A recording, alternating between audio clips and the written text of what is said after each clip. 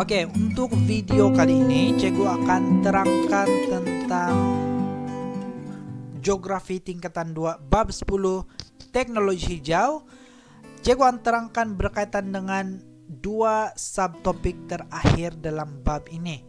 Oke, video sebelum ini Cikgu sudah terangkan berkaitan dengan subtopik 10.1, 10.2 dan juga 10.3. Jadi untuk video kali ini kita hanya fokus kepada dua subtopik terakhir, yaitu kepentingan teknologi hijau dan yang seterusnya ialah amalan berkonsepkan teknologi hijau.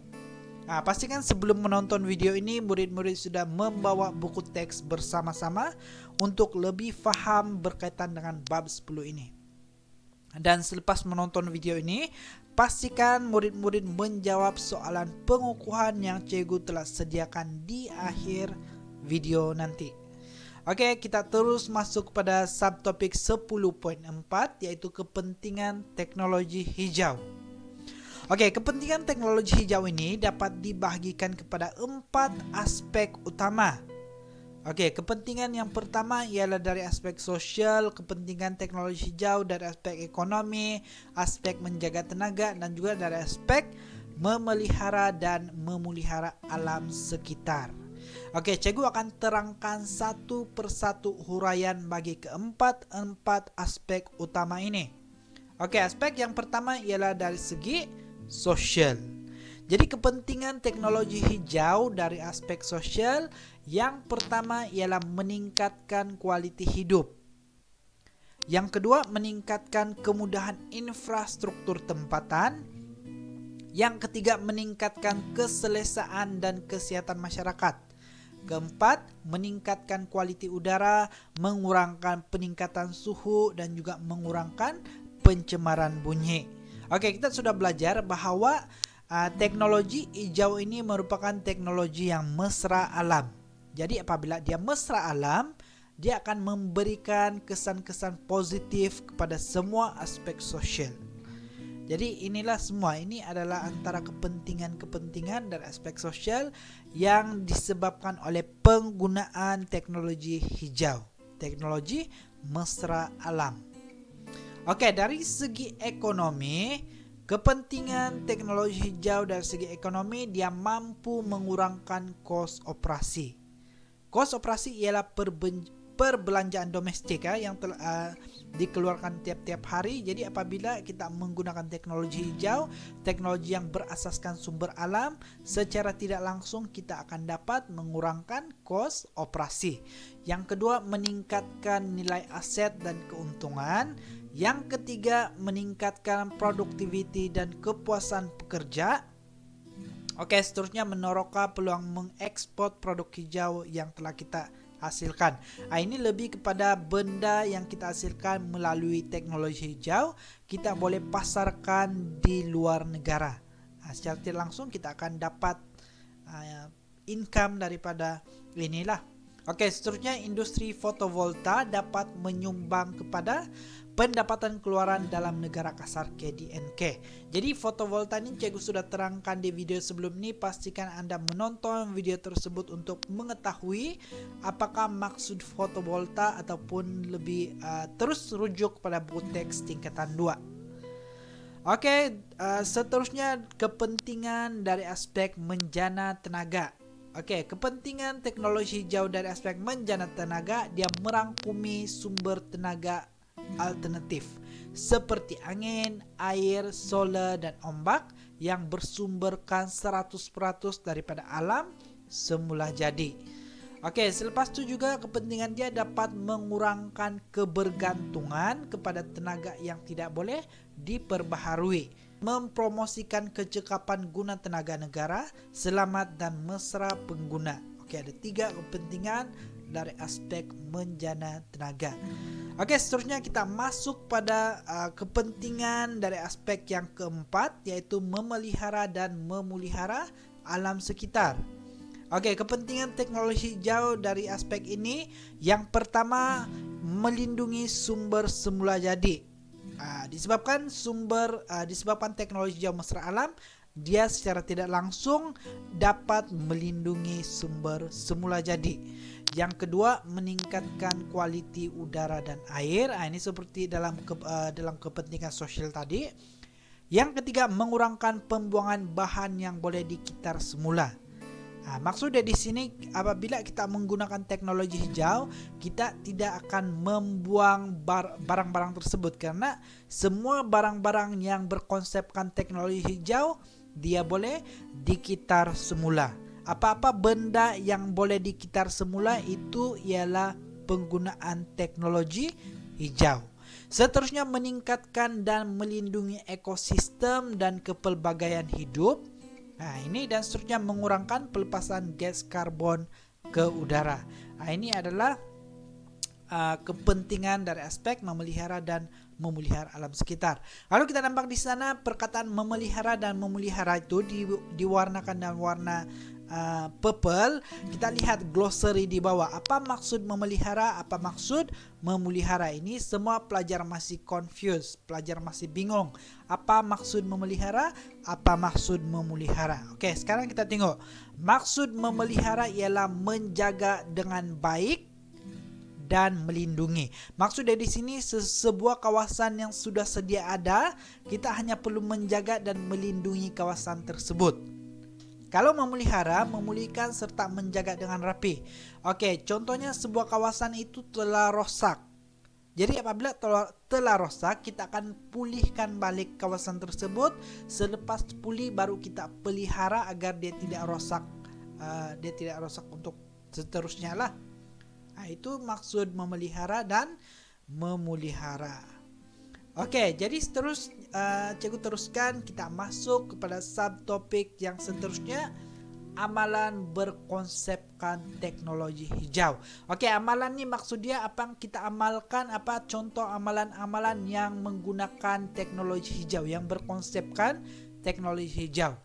Oke, amalan yang pertama ialah penjimatan tenaga. Oke, praktikan penggunaan pencahayaan semula jadi. Jadi maksudnya kita kurangkan penggunaan lampu elektrik. Tutup suis dan cabut plug peralatan elektrik yang tidak digunakan. Dan tetapkan suhu penyaman udara minimum pada 24 derajat Celcius. Jadi sesiapa yang menggunakan penyaman udara ataupun aircon, pastikan kamu set suhu kepada 24 derajat Celcius. Itu secara tidak langsung kita sudah mempraktikkan amalan teknologi hijau. Oke, yang kedua ialah berkaitan dengan zon bebas asap rokok. Jadi ini selalu kita nampak di kawasan-kawasan, contohnya kawasan rekreasi dan sebagainya.